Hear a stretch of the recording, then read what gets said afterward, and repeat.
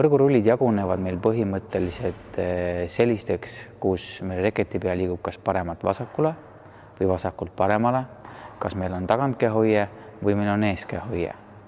Ja vastavalt sellele me siis anname kas palli pöörlemisele hoogu juurde, mis on siis nagu spinrullid, või meie reketipea liigub palli pöörlemisele vastupidises suunas. Selleks, et kiirelt veel üle selgitada see spinnide loogika, ehk siis milliste rullide puhul meil on spinrullid ja milliste puhul meil ei ole.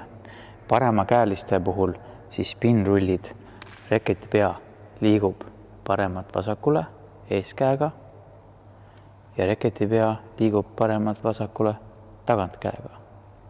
Spinni ei ole võimalik teha, reketipea liigub eeskäega vasakult paremale ja tagantkäega vasakult paremale. Vasakkäeliste puhul spinrullid eeskäega, reketipea liigub paremalt vasakule, reketipea liigub paremalt vasakule.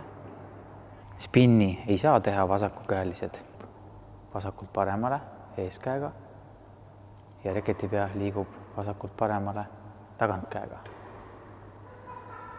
Ja selleks, et võrgurull või võrguspinn hästi õnnestuks, peaksime me alati lähenema pallile sealt poolt, kus me saame ka tabada sulgi.